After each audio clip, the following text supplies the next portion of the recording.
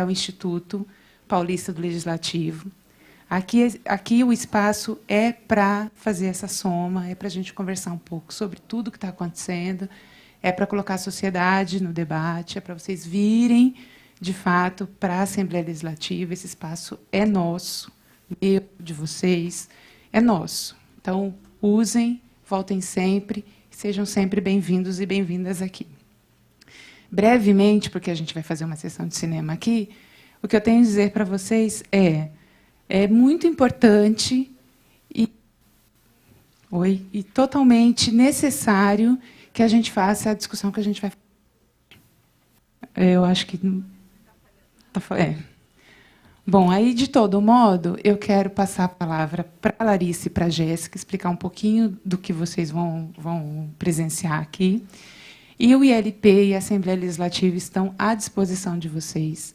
Quem tem curiosidade para saber de mais cursos, entra lá no site da Assembleia, entra no link do ILP, os cursos são abertos, são gratuitos, e aí vocês vão encontrar plataformas de todos os tipos, aquilo que interessar, aquilo que vocês encontrarem como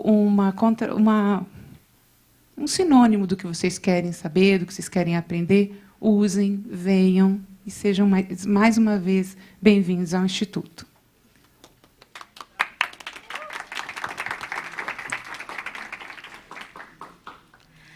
Bom, oi, eu sou a Larissa, sou do Instituto Update. Estou muito feliz de ver bastante gente aqui. E a visita guiada foi legal, vocês gostaram? Viram lá na plenária, tudo? Massa. Bom, aqui agora a gente vai ter a exibição de 4 episódios da série Política Modo de Fazer, que já vai falar um pouquinho, dar um resumão aqui. Mas a gente do Instituto Update está muito feliz de poder realizar essas atividades, esse dia inteiro de atividades aqui sobre emergência política periferias. A gente está realizando junto com a FES Brasil, que também está apoiando, e uma super parceira nossa nessa ação.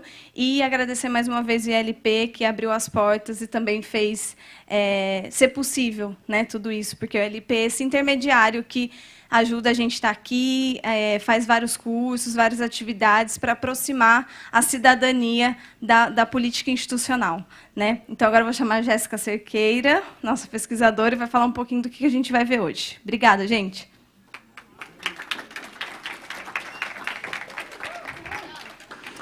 Oi, gente. Boa tarde. Estão bem? Foi legal a visita? Tá. Então tá.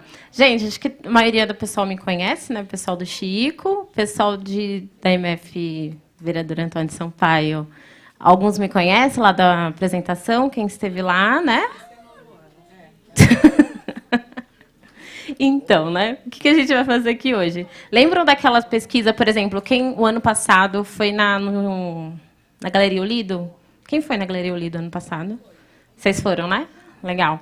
Aquela pesquisa lá que a gente apresentou e a galera que foi apresentado lá em Santana, aquela pesquisa que a gente apresentou, o que a gente vai apresentar hoje é todos os episódios daquela série que foi produzida, né? Quando a gente fez o lançamento da pesquisa, a série ainda não estava pronta, né? Foi lançada, acho que um mês depois. Então, a gente vai ver a série que foi produzida depois, que foi lançada em setembro do ano passado, na Globo News. São 4 episódios, que vai mostrar 9 iniciativas que foi pesquisado ao longo do processo. Então, são os personagens, tudo aquilo que a gente falou, mostrou, são as pessoas reais que fazem aquilo de fato. Então, essa série vai mostrar um pouquinho disso. E só para um resumão bem rápido assim, da pesquisa, a gente fez de março a agosto, né, que foi o lançamento da pesquisa. Entrevistamos mais de 130 pessoas, coletivos, movimentos sociais que atuam nas periferias em 5 cidades brasileiras, que é São Paulo, Rio de Janeiro, Belo Horizonte, Recife e Brasília. A gente tem mais de 7 mil minutos de áudio gravado, produzido, de conversas que foram feitas, essas entrevistas todas.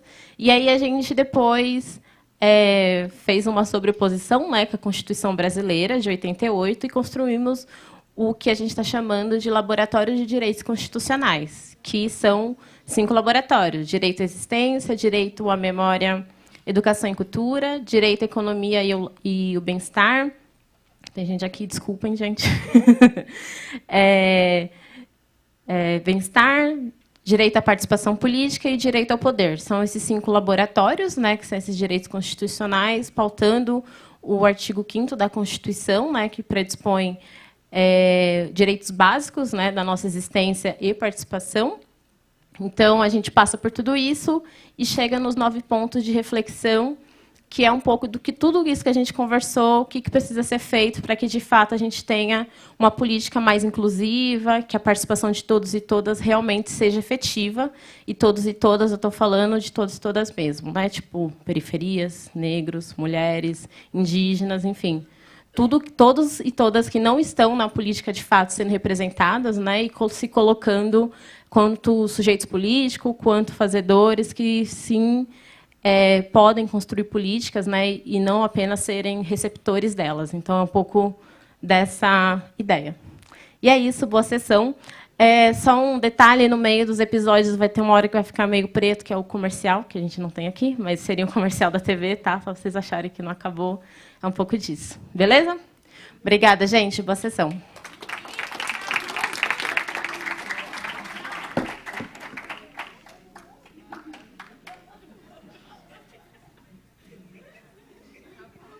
Deixa ali. Cobertura Avenida Brasil.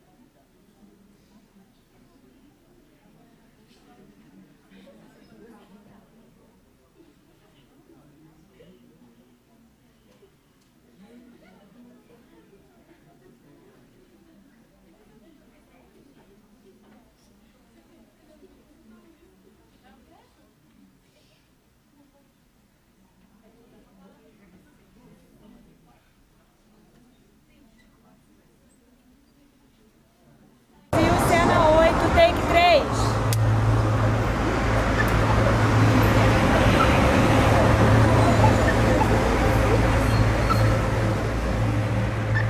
O fazer político nas periferias está trazendo soluções para os desafios que há centenas de anos enfrentamos no Brasil. Falar de periferia é olhar para onde eu vivo e entender quais são os problemas que estão ali colocados e como eu lido com eles cotidianamente. É sobre mim também. Então essa é a história. Falar sobre iniciativas de inovação política é contar a minha história também. Para fazer esta série de programas, foram mapeadas mais de 100 iniciativas que estão ajudando a construir um país mais justo. A gente não acredita que a gente ensina empreendedorismo para as pessoas dentro da favela, sabe? A gente acredita que a gente leva para eles ferramentas, conhecimentos diferenciados e afins para poder realmente lapidar e ajudar eles a alcançar o maior potencial que eles possam. São histórias de inovação política. Dá para todo mundo produzir junto, cada um no seu lugar, e respeitando os modos de vida, o modo de fazer e todas as diferenças que, no fim das contas, enriquece todo um cenário. Um projeto de comunicação comunitária que age sobre a narrativa sobre um território, ela é política. Como essas práticas estão ajudando a diminuir as desigualdades a partir dos próprios territórios? Quando as quebradas, favelas, periferias e aglomerados se movimentam politicamente, o Brasil inteiro se movimenta, as estruturas se movem, e isso torna o país mais vivo e rico politicamente. Essa série é um convite para conhecer um outro Brasil, mais vivo, inventivo e potente. As periferias.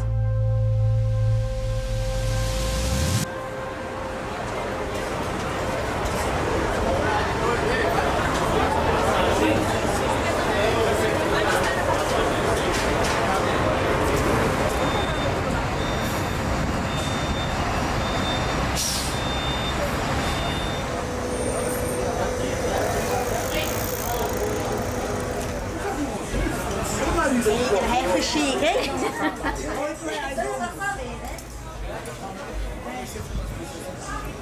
Eu nasci aqui na Ceilândia, cresci aqui. Eu fiz psicologia e assim que eu me formei, eu vim pra cá trabalhar com terapia comunitária. Na verdade, eu sempre fiz trabalho voluntário, eu sempre vi essa necessidade de ter mais espaços de fala, principalmente no contexto periférico. Foi mais por isso mesmo que eu resolvi fazer psicologia. Eu acho que essa questão da identidade do jovem é uma coisa que pega muito.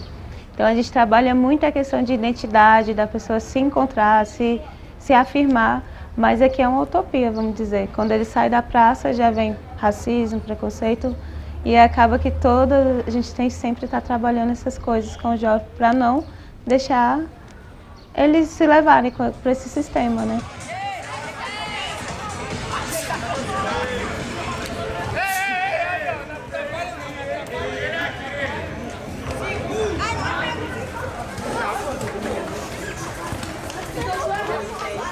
O Jovem de Expressão ele surgiu a partir de uma pesquisa em 2007. Foi uma pesquisa que falava sobre a questão de vulnerabilidade social entre os jovens, né, de 18 a 29 anos. E aí, a partir dessa pesquisa, demonstrou que o índice de violência no DF era grande, especialmente aqui na Ceilândia. A gente faz 3 por ciclo. Se as pessoas no próximo ciclo se matricularem em um novo curso, então novamente elas vão fazer a terapia, porque a terapia ela já está dentro das oficinas.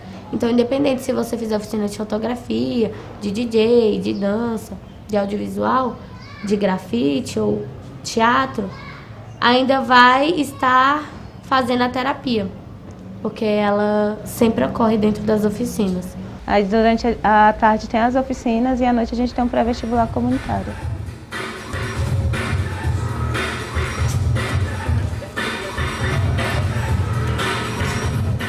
O Fala Jovem é uma metodologia que, dentro da terapia comunitária integrativa, ela facilita a autonomia das pessoas dentro da comunidade. Ele vem justamente para trazer esse engajamento da juventude, para trazer esses espaços de fala e escuta acolhedora, que geralmente nós não temos esses espaços de fala e escuta de forma tão acolhedora dentro da periferia. Alguém tem alguma coisa para comemorar que aconteceu essa semana? Por exemplo, terminei com o namorado. Ei! Comecei a namorar. Ei, também, né? Que tudo depende do ponto de vista. Além do Jovem de Expressão, a gente tem o Festival Elemento e Movimento, que a gente vem com a temática de questão de ocupação de espaço público, trazendo essa temática da periferia ser o centro, porque a periferia também pode produzir grandes festivais. E aí esse festival é todo produzido pelos próprios jovens do projeto. E aí a gente trabalha isso, essa questão de se a gente pode ir até o centro, porque o centro não pode descer para Ceilândia.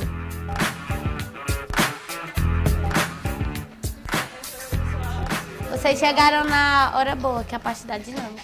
O meu primeiro contato com o Jovem de Expressão em si, no geral, foi num evento que eles fizeram aqui. Que com o passar do tempo, eu comecei a ver que o Jovem de Expressão ele não era só mais assim, como que eu posso te dizer, um local para festa, saca? Eu comecei a ver que o Jovem de Expressão ele tinha cursos, que o Jovem de Expressão tinha o Fala Jovem, que o Jovem de Expressão tinha, inúmeros, assim, projetos, saca?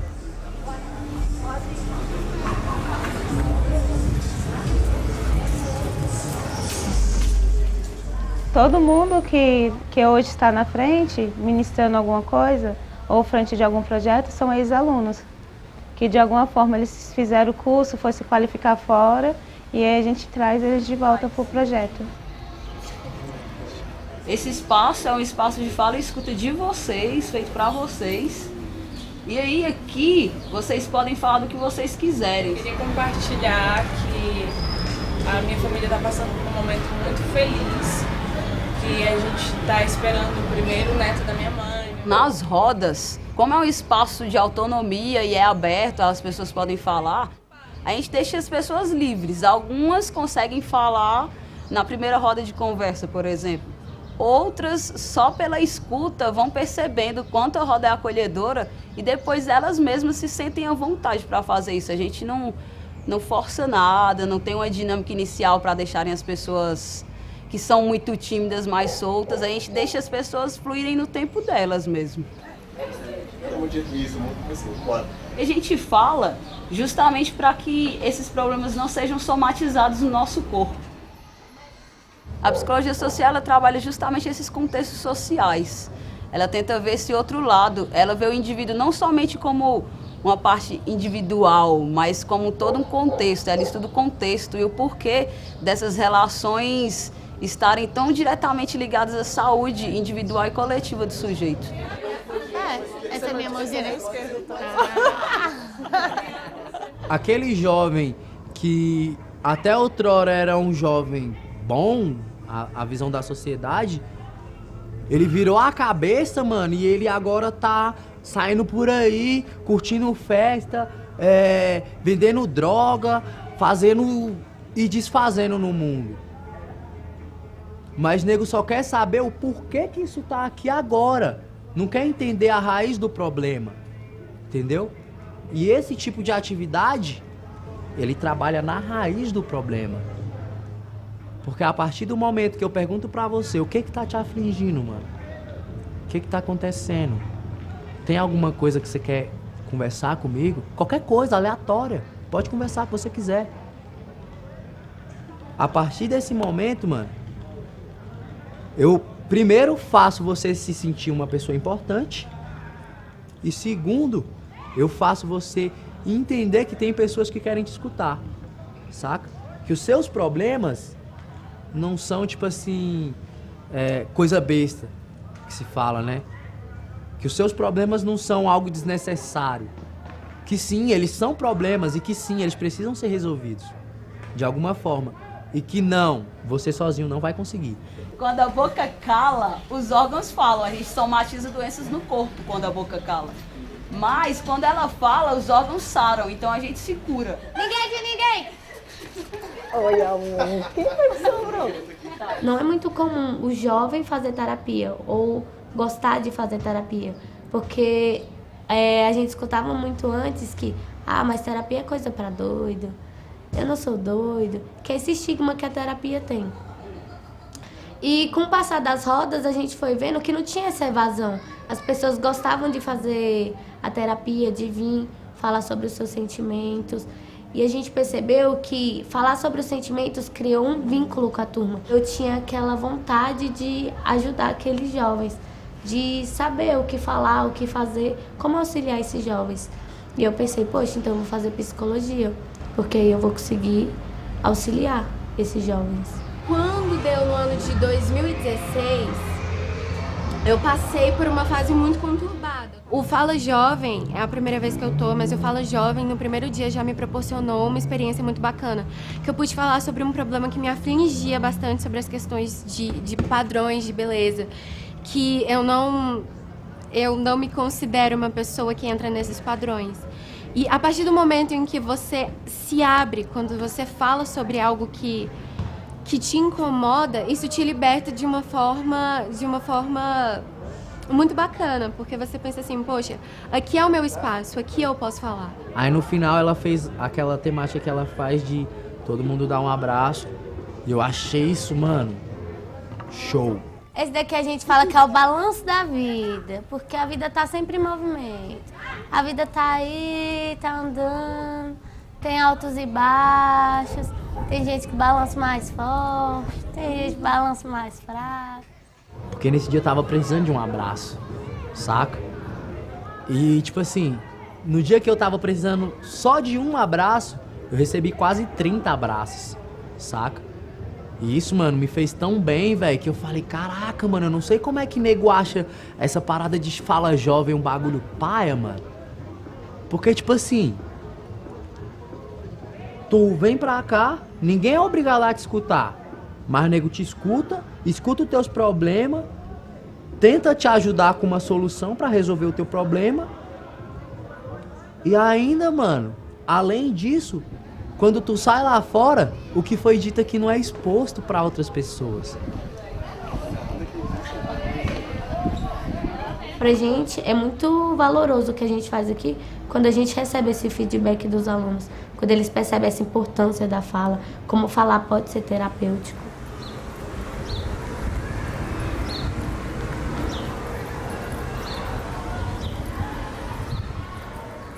A gente vê em filmes americanos, por exemplo. Você vê em filmes adolescentes que sempre tem aquela roda de terapia, que a pessoa vai uma vez na semana. Só que, pelo menos, eu particularmente, foi a primeira vez que eu vi uma terapia comunitária. Ainda mais na nossa cidade, da cidade de Ceilândia. Tipo, aqui é conhecido como se fosse mais um lugar periférico. Então, eu acho que é inovador ter um projeto desse aqui. Na sexta-feira tô no substituto, a rua tá congestionada, hoje eu não posso perder o segundo.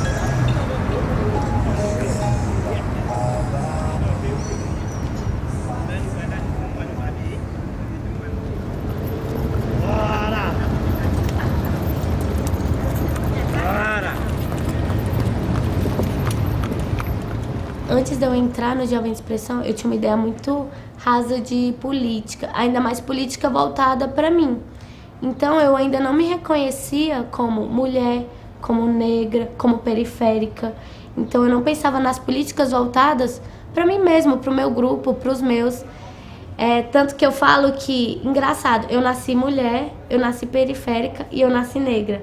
Porém, com 20 anos que eu realmente me descobri mulher, periférica e negra, que foi quando eu comecei a ter esse conhecimento sobre como as políticas me afetam enquanto mulher, como as políticas me afetam enquanto negra, como as políticas me afetam enquanto periférica e como eu consigo fazer com que essas políticas me afetem positivamente e não só negativamente.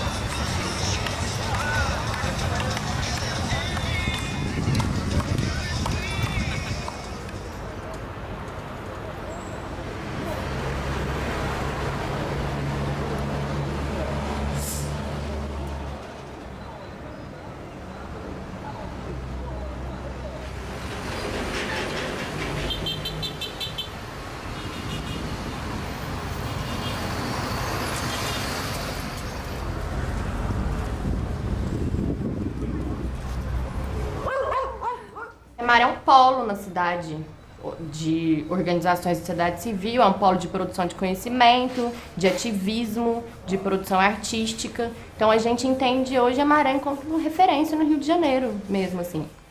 Além, claro, a gente está há 6 anos na Maré todos os dias, assim, né? O Data Lab tem pessoas de vários lugares da cidade. A gente criou uma relação de afeto com o lugar também, né? Importante pra gente estar aqui, pensar esse lugar com carinho. Então a gente tem esse lugar de afeto, muito da nossa história, muito do que a gente aprendeu a trabalhar veio daqui, mas é porque eu falo que todos os caminhos levam à Maré, assim, né? A gente é um laboratório de narrativas guiadas por dados. O Data Lab trabalha com 3 frentes específicas. Uma delas é produção de conteúdo, a segunda delas é geração cidadã de dados e a terceira delas é formação. O próprio conceito de democracia está sempre em debate. A democracia, eu costumo dizer que ela é uma utopia. O debate maior que a gente tinha e a angústia que a gente tinha maior, e que talvez ela não tenha cessado ainda, era como a gente dava conta de ser uma organização jovem, autônoma, que foi formada. A nossa escola é um pouco essa das grandes organizações, das grandes ONGs, que nasceram nos anos 90, começo dos anos 2000 no Brasil, na época ainda de, né, onde a democracia estava, enfim, dando sinais de que a gente podia avançar no sentido do trabalho da sociedade civil e tudo mais. Mas a gente é também de uma geração de empreendedores, onde esse discurso do empreendedorismo bateu muito forte na nossa geração. Justamente por esse poder que os dados têm, né, de certificar as coisas, né, que tem um poder de argumentativo e desse lugar do especialista muito forte, então a gente também quer falar daí. Só que a gente também não quer falar daí a partir do lugar tradicional, sabe? A gente quer também entender que a gente precisa dessas ferramentas de trabalho com dado para a gente questionar, na verdade, como esses dados são produzidos, quem eles estão representando, sobre o que eles estão falando. Então, às vezes, a gente parte de uma mesma base de dados, mas a gente constrói uma narrativa completamente diferente. Como uma recém-vestibulanda, né, eu quis saber quantos alunos, né, qual era o desempenho desses alunos que tinham feito o Enem, sendo moradores da Maré. O dataset, né, do INEP, que eles disponibilizam, que está tudo aberto na internet, eu peguei esse dataset do Enem de 2014, organizei tudo, peguei as notas de cada competência, separei por escolas, né, e fui fazendo essa média, essa análise. E a partir da média desses desempenhos, eu comparei com a média do desempenho dos alunos da Maré. Foi aí que eu descobri que o percentual, né, da média era bem maior do que a do Brasil e da região sudeste, que na verdade foi bem surpreendente para mim. A média geral dos inscritos nos exames em ciências humanas, né, foi de